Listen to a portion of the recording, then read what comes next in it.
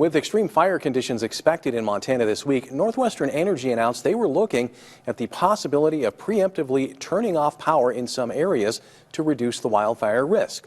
Today, leaders say it appears they won't need to conduct a public safety power shutoff this time, but it's a tool they'll continue to consider. MTN senior political reporter Jonathan Ambarian has a closer look at what a shutoff could look like.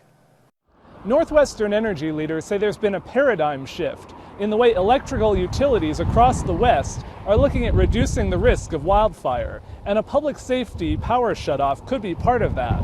But they want to make clear it's a tool they're only going to be considering during the most severe conditions. It's the last defense of many other strategies that we employ prior to a power shutoff.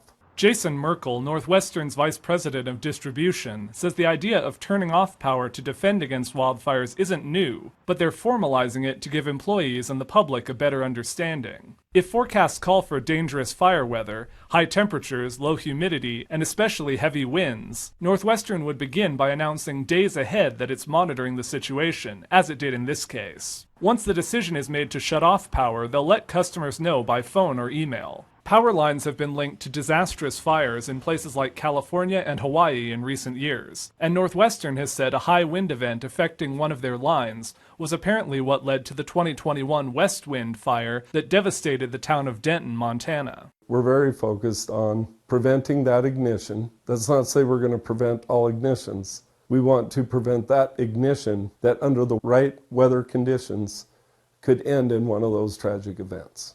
NorthWestern says a shutoff would be focused on specific areas, particularly on the outskirts of communities. The company has already sent out letters to about 30,000 customers who they believe are in areas of higher risk. One of the customers who received that notification was Sean Logan, a Helena City Commissioner and retired Helena Fire Chief. To me, it seems just a natural thing that NorthWestern Energy would come up with a policy like this. He says this is an important reminder for the public to think about what they'll need to do in an emergency situation.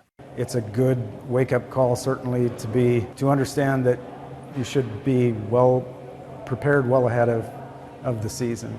Merkel says NorthWestern is taking many other steps to address fire risk, from changing when they do their work, to adjusting their equipment, to installing automated cameras to alert for smoke. NorthWestern says one important thing that customers can do is make sure that their email and phone number are updated, so if there is an emergency situation, the utility can get hold of you. In Helena, Jonathan Ambarian, MTN News. NorthWestern Energy had noted that if a planned power outage is needed for public safety, it's likely to happen in wildfire-prone areas, and this includes Great Falls, Helena, Butte, and Bozeman. According to the Great Falls Fire Rescue, the impact on Great Falls residents is likely to be minimal compared to rural locations. Should weather conditions take a turn, Cascade County DES Director Joey Zahara says that they are prepared to handle the situation. The fire risk is up, and our crews, all our rural fire departments, are ready to respond, and they know that the risk of wildfire with this impending weather has increased, and they're very well prepared on their end. NorthWestern Energy says if an area will be impacted by a power shutoff, they will notify residents several times via phone calls and emails before power is turned off and after it's restored. People are encouraged to update their contact information for NorthWestern Energy.